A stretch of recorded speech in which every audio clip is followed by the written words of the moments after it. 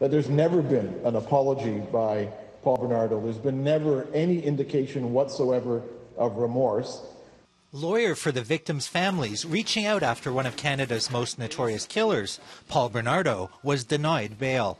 A gut-wrenching, excruciating nightmare. That's how the family of Leslie Mahaffey feels 27 years after their daughter was murdered, along with another young woman, Kristen French. Family members of the two girls attended the parole hearing but declined to speak to media, but they did share their victim impact statements.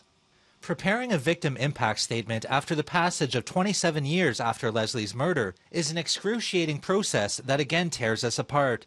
It is a deep and unrelenting pain. The healing we've worked on so hard to achieve has been ripped apart, just like Leslie was by Paul Bernardo.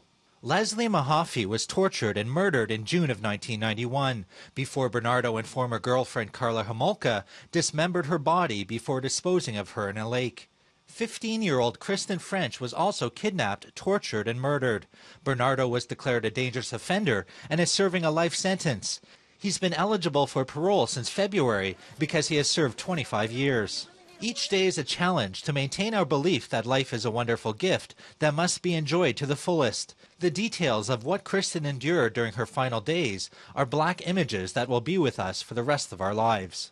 Bernardo told the hearing he committed the savage crimes, some of which were videotaped, because he suffered from anxiety and had performance issues. He said, "I cry all the time. What I did was so dreadful. I hurt a lot of people."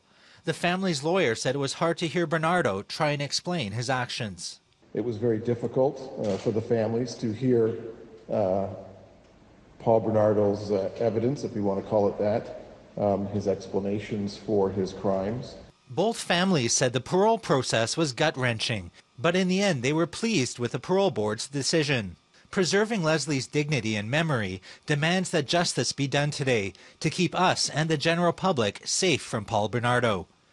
Bernardo has never accepted responsibility for his sadistic and unspeakable criminal behavior. He has never expressed any remorse. Bernardo will be eligible for parole again in 2 years. In Millhaven, Ontario, Nigel Newlove, City News.